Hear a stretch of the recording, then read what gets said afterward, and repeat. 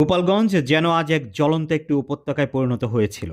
শান্ত শহরটির বুক চিরে হঠাৎই নেমে এলো সংঘর্ষ আর মৃত্যুপুরীর ছায়া। জাতীয় নাগরিক পার্টির পূর্ব ঘোষিত সমাবেশ ঘিরে শহরের রাজপথ এক সময় হয়ে ওঠে যুদ্ধক্ষেত্র। একদিকে সমাবেশের প্রস্তুতি, অন্যদিকে আতঙ্কের সুনামি। মুহূর্তেই সেই প্রস্তুতি মিশে যায় ইট পাটকেল, ককটেল আর গুলির শব্দে। শহরের বিভিন্ন প্রবেশপথে গাছ কেটে তৈরি করা হয় ব্যারিকেড।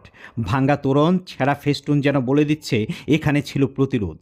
ভাটিয়াপাড়া মোড়, আদালত চত্বর আর পুরাতন বাসস্ট্যান্ড এলাকায় ছড়িয়ে ছিটিয়ে আছে রক্তের দাগ, ভাঙ্গা চেয়ার আর পোড়া সাউন্ড সিস্টেমের অংশ।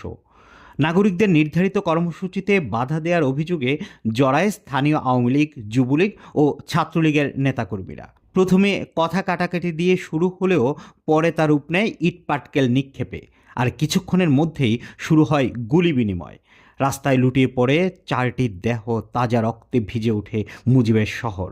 এখন পর্যন্ত পাওয়া খবর অনুযায়ী 4 জন নিহত এবং আহত হন পুলিশের সদস্যসহ অন্তত 50 জন, যাদের মধ্যে অনেকেই জীবন মৃত্যুর সন্ধিক্ষণে হাসপাতালের বেডে লড়ছেন।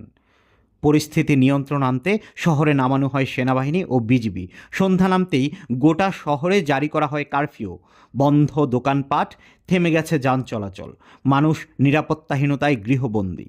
গোপালগঞ্জ এখন আর কোনো শহর নয়, এজন্য নিঃশব্দে আর্তনাদ করা এক নগর, যার বুক জুড়ে চাপা কষ্ট আর ক্ষোভ। জেলা প্রশাসন জানিয়েছে পরিস্থিতি নিয়ন্ত্রণে সব ধরনের ব্যবস্থা নেওয়া হয়েছে। এখন পর্যন্ত অন্তত 20 জনকে গ্রেফতার করা হয়েছে, আরও অনেককে শনাক্ত করে অভিযান চলছে।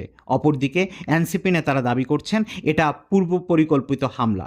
তারা বলেছেন যারা এই ঘটনার পেছনে, তাদের দ্রুত বিচার না হলে আন্দোলন আরও বিস্তৃত হবে।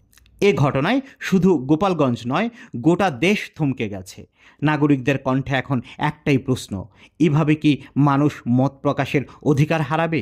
শান্তি চাওয়াই কি অপরাধ হয়ে যাবে? এই সহিংসতার দায় কে নেবে? বিচার কি হবে?